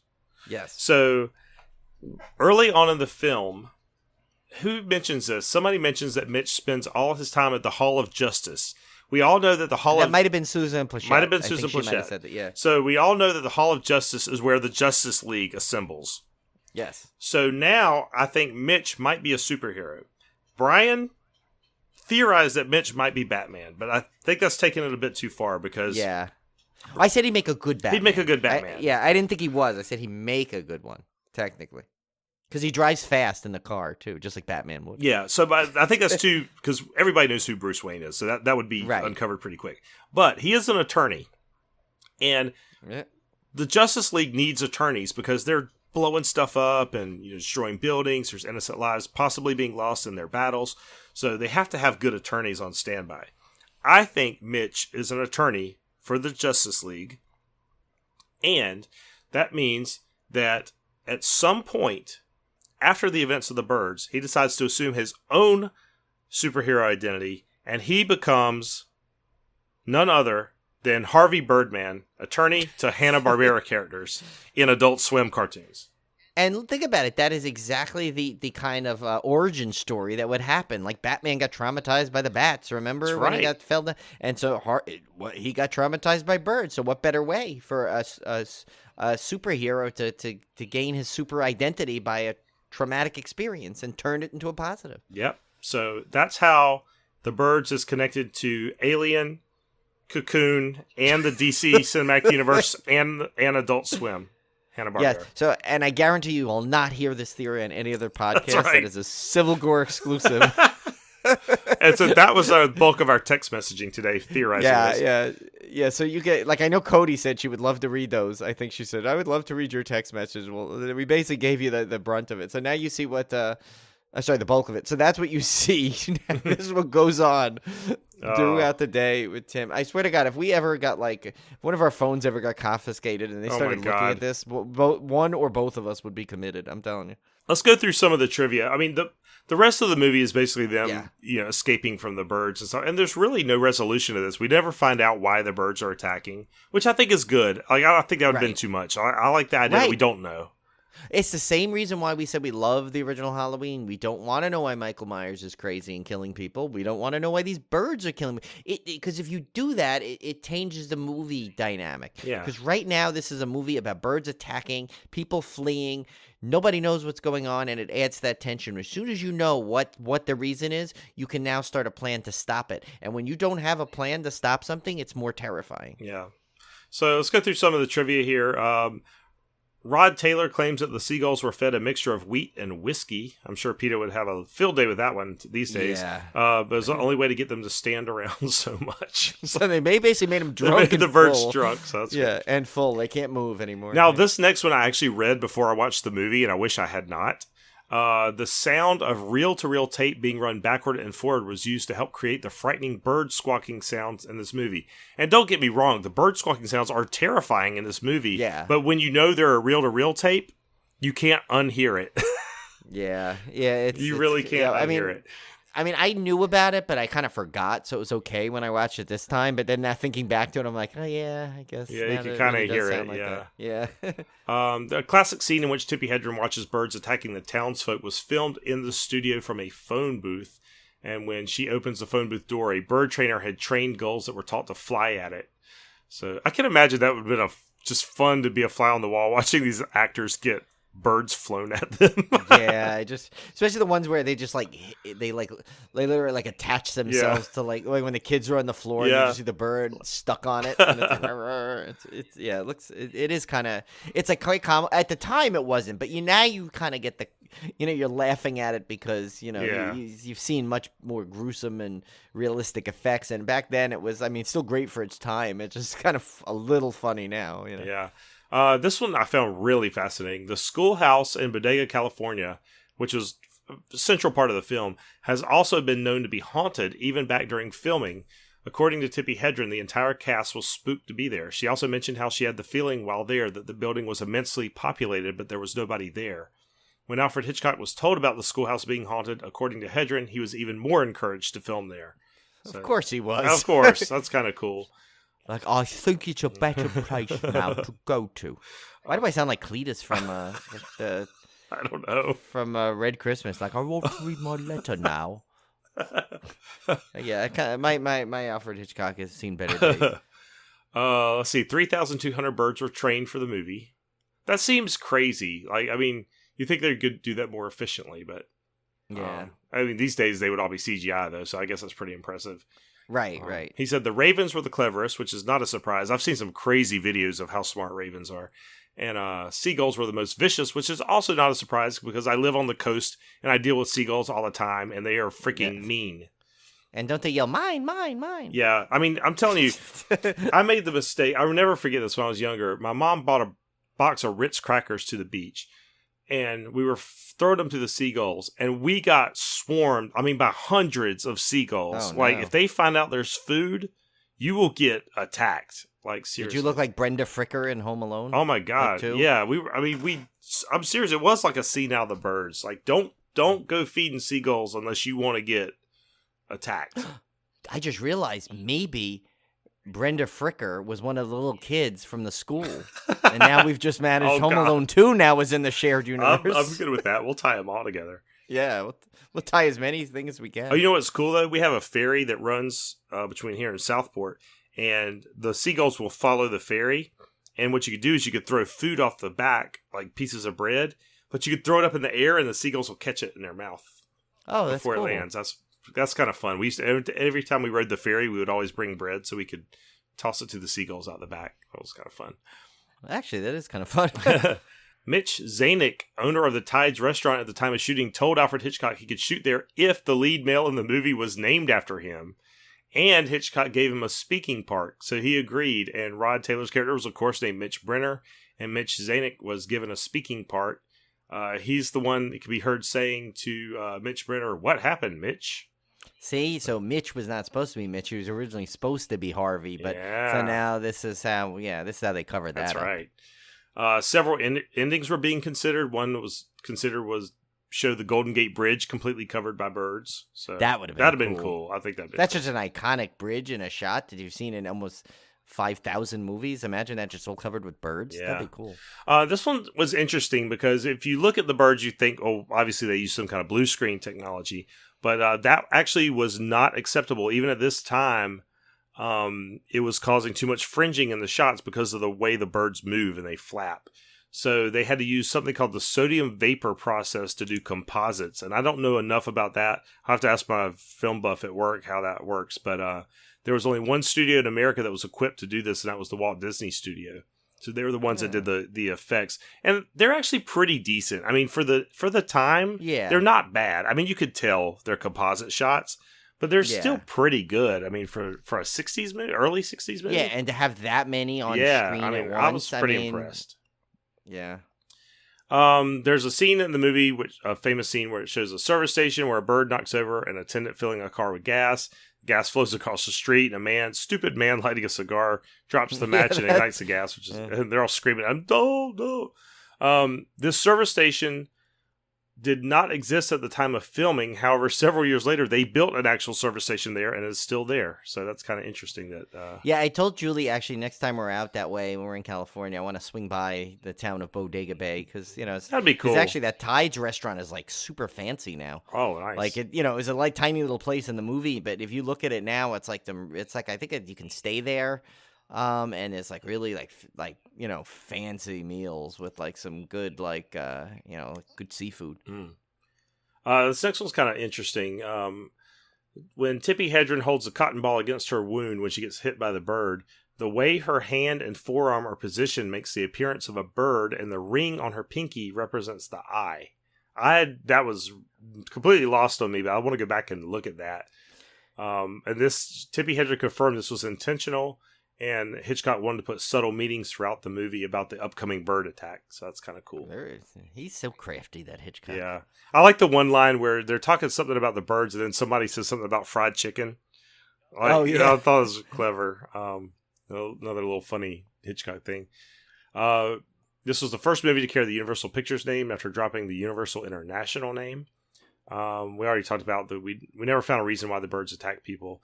This was originally based on a story by Daphne du Maurier, and they don't share any characters, only the basic setting, the birds' bizarre behavior, and their tendency to launch attacks and then fall dormant. So that was actually part of the original story. But in the story... Oh, see, and I said it was Hitchcock did it. Look, that's right. He technically was in the story already. The story was... The birds were related to the rise and fall of tides, but that never comes out in the movie. Yeah. So that was kind of interesting. I'd love to go back and read that original story. That'd be kind of cool. Yeah. I wonder if we can get that somewhere pretty easily. Probably can, yeah. In 2007, another adaptation of the book with Naomi Watts starring and Martin Campbell directing was announced but never materialized. So. See, it's funny. I'm always, one, obviously not, sometimes just no remake is better. But, I wouldn't mind seeing this as long as they stuck to the thing and didn't put a stupid reason why these birds are attacking. Like some scientist made a weird bird feed. Yeah. Or some kind of weird, some kind of sonar is affecting them. If they're to remake this film, because I think it would be really cool to see a version of this with really high end effects. I wouldn't do a shot for shot like they did the Psycho remake, but I would keep that same. The one similarity I'd keep more than anything is that do not give a reason why these birds are attacking. We don't need to know. We don't want to know. Yeah, I think that's interesting. I would not be opposed to a remake of this. Again, yeah, no, that's what I say. I'd be interested to see a high-tech version of a really good effects version of this with some good extra gore in it. Yeah. And you can even have a little Tippi Hedren cameo in there. Oh, yeah. That'd be cool. Yeah. So this was not the first dramatization of the short story. It was previously adapted for radio at least twice. That's kind of cool. It was adapted for a half-hour episode of the television series Danger. And P. Cavanaugh is the one who did that half-hour episode for Danger. He also wrote at least 5 episodes of Alfred Hitchcock Presents, which is another anthology I absolutely love. I used to just watch that all the time. And there were 2 versions of that, right? They brought it back later on. They did, so like the Twilight Zone. They brought it back a modern version. I wonder if you could find those anywhere, because I'd really like to go back and revisit those. I want to say I saw a complete set of it somewhere. I think it was on regular DVD, and I don't know. I apologize. I didn't check well enough to see if it was the '60s one or the one that was a little I think it was in the early '80s, right? Yeah, I think so. But I still remember. Oh, by the way, that was the series. Remember we were talking about one time, and I couldn't remember which anthology series had that thing where someone made a deal with a caretaker at a prison to sneak them out. Yeah. Through the coffin. It was that, and they did 2 versions of it. Apparently, there was the original one had one, and then they gender swapped it for the second one, where it's a woman trying to escape out of a prison. Oh, interesting. In the second one, in the modern one, and that's the one I remember. So so finally, after I literally went through every major horror anthology I could think of to read every description until I discovered that. Nice. Yeah, I used to love that show. Yeah, that's a good one. I like this. I remember more so the the reboot of it, just from my age. But and then final bit of trivia here: the movie does not finish with the usual "the end" title screen they used to do on the end of movies because Alfred Hitchcock wanted to give the impression of unending terror. So. Yeah, and if you think about it, I don't remember it ending so abruptly as it does. Yeah, it really does end up quite abruptly. Yeah, and I will say, so on my disc, I watched some of the special features. One was the brilliant trailer to the movie, which was like just Alfred Hitchcock walking around his house with birds, and he's about to eat this giant chicken for dinner, and it's kind of funny, as in typical Hitchcock fashion, how he's just basically talking to you, and then he's very tongue in cheek about how oh yes, why would birds ever attack? We treat them so well. We put them in a cage. They have nowhere to go. So he's really being funny and sarcastic, the only way he could. But one of the special features was they had some other, like there was some deleted scenes and an alternate ending.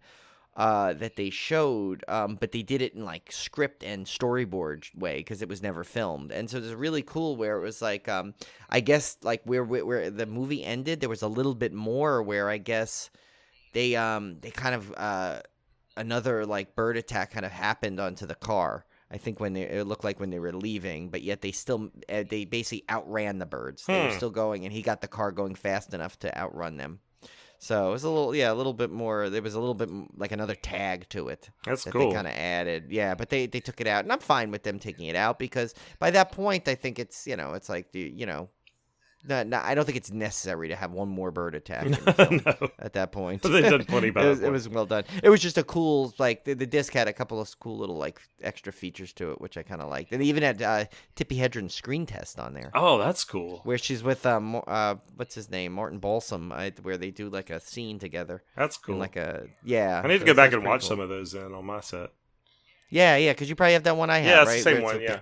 With that gold bar Yep. at the top, it's collector's edition. Yeah, great little edition. I do think I need to upgrade to Blu-ray on that. And it's only like I forgot how great it's literally $9, I think, right now on Amazon. So there's no reason. Oh, Blu-ray? Yeah. Oh, it's ridiculously cheap. So yeah, I may have to jump on that after you made me spend $20 last night on the Hammer. Oh, did you get it? But that's a great deal. Did you get it? Yeah. We both bought the. 8 movies for $20. Oh, and speaking of which, the 2 double features I have, the Hammer double features, the one that was they're called Hammer double features. One had Revenge of Frankenstein and the Gorgon, and the other one. They have 4 of those now. So they have the 2 I have, and then they have a volume 3 and a volume 4. Aren't they all like $9? Yeah, they're cheap, dirt cheap. They're $9. I gotta go order the other 2 I don't have now. Yeah, I may just order the other 4 altogether. I think that's the normal price, that $9.99 right now. Yeah, they're not. The other one was on sale. That that one was definitely on sale from like $35 and dropped. So that's a. And actually, I had about $5 and change on Amazon points, so I actually got it for $15. So it was a no brainer. Really. Yeah, and the double features and stuff. They don't have special features and things, but if you're just wanting the movie, which is what I want, what I was most interested in is just seeing some of these Hammer films I haven't seen before. I mean, that's like you can't beat that for just the $9. Jeez. Yeah, no, that's yeah. So jump on that for all Hammer fans. Yeah, Hammer time. Yeah, stop. I'm a titan. So Brian, what have we got for a beer pairing this week? So this one, obviously, based on this movie, you know where I was going with this. But but at one point, I kind of got sidetracked, and I decided to look up because I know in the Sonoma area is not too far from the actual Bodega Bay, and I was trying to see and there was a lot of great breweries along the road there, like off to the more inland. But and so I was trying to see if any of those breweries could have either a brewery match or maybe had a nod to the film. Other than finding about now 12 more breweries I want to go to, I did not find a good beer pairing. But I did through another search, so I found a beer. It's located it's from Planet Thanet Beer Company from Broadstairs in Kent, England. and this beer is called Seagull Attack. so you gotta love that name for this beer pairing. And actually, Tim, you got to look up this brewery because all their artwork for the beers are like those old it came from outer space. Oh, cool! Kinda like those kind of like old vintage movie posters. And it's like there's a whole. I actually found a whole site about the company that made the artwork for it too. While I was delving into this. So yeah, it's really cool. So it looks like this Planet Thanet came from another another brewery out there too. But so it was very difficult to find a description on it, however, though, because they don't have a true site for the beer. So I had to go on Facebook and then I pieced it together from an article. So I only have a couple of lines here. But I did find it's a juniper rye pale ale. So it sounds pretty good. It's got the hops are Cascade and New England Pacific Jade. And here's their description that I got, or the only description I got. It says, "We don't make gin, so we base this brew on a Swedish recipe featuring large amounts of juniper seeds." So, unfortunately, I can't really give you the full visual or audio representation of this beer that I usually can. I can't.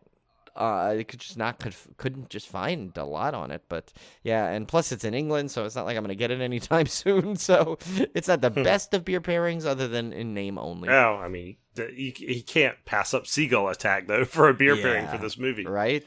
There's no way, unless there was a beer called Rizzledy Razzledy. Which we never got to talk about Rizzledy Razzledy. Oh, we should. We should go to that real quick. Yeah, because go a little bit off script. But there's a weird song the kids sing in the movie. They're singing it in the school, and Brian actually knew what this song was. I was like, "What WTF is this?" Because it's very creepy, and I guess it's called Rizzledy Razzledy. Yeah, it's called Rizzledy Razzledy. I think it's based off some Scottish folk song, and I remember it from this, which I will have to post this video after Tim's request.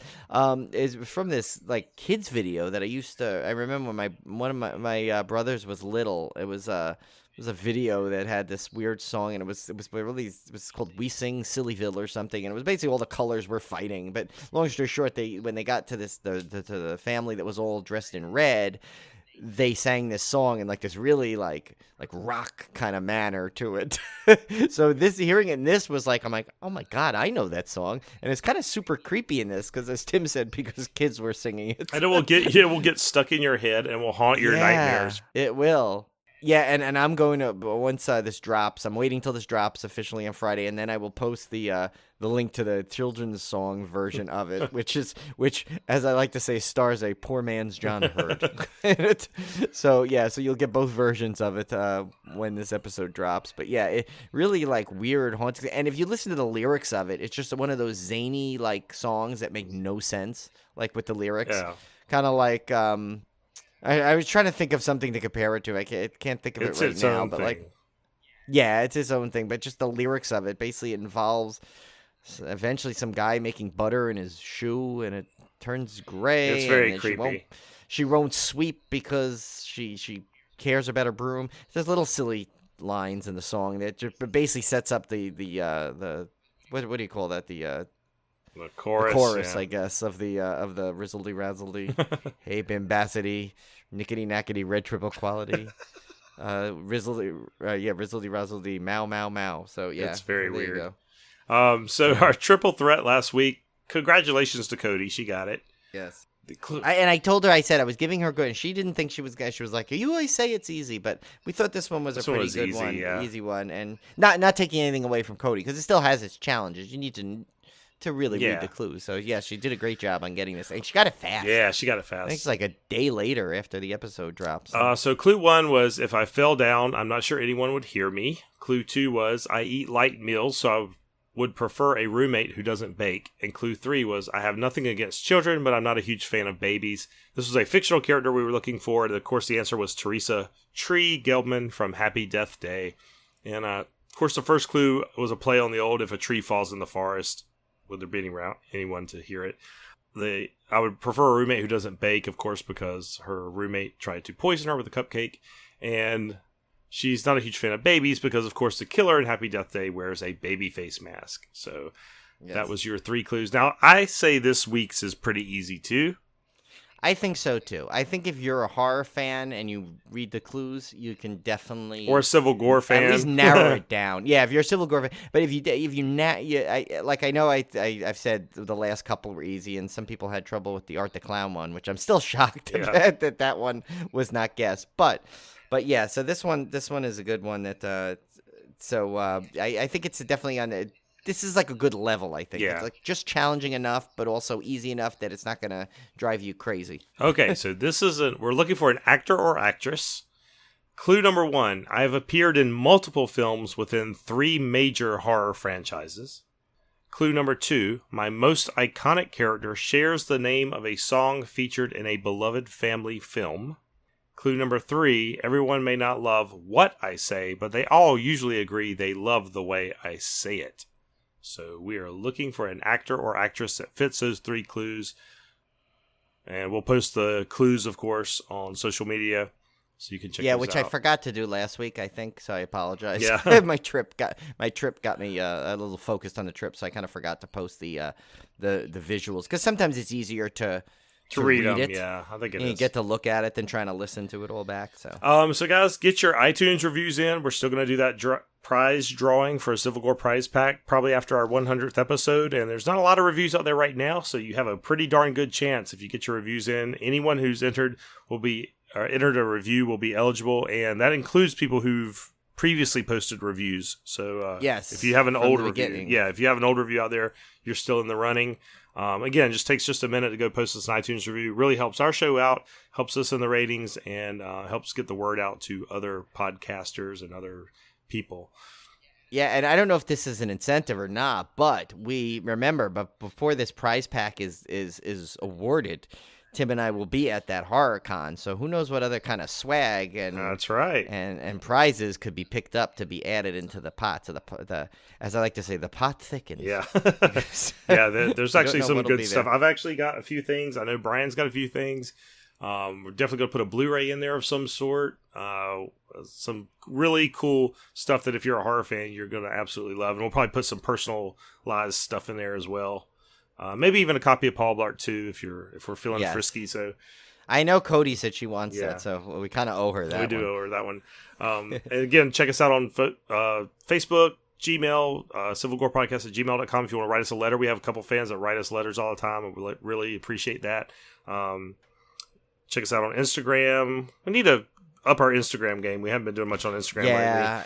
Yeah. You know what? I'm going to have to start bringing back Cthulhu to different events. Yeah. Well, of course, we'll have plenty of pictures from the con, I'm sure. Yeah. Hopefully, we'll be exploding on different things. And you know what I think we need to do more? We need to do more of those like little stories and videos that everyone does. Yeah. You know, like in some live Facebook Live showings and stuff. We definitely laxed on that. We need to up our social media game. Yeah. I still want to do I still kind of want to do a video recording of us doing the podcast at some point. I don't know exactly what format that would be in, but kind of like a live feed type thing of us real time doing the podcast just for fun. I don't know. Well, maybe one day we'll get to the level where we'll do like a 24-hour marathon live, like Joe Bob. That would be awesome. That'd be cool. Can you imagine that? We'll gosh. be sitting there falling asleep at the screen. But we don't have his stamina. All right, guys. So take care. We'll see you back here next week. Stay away from birds. They're evil. Yes, and stay away from Birdman just because he's busy.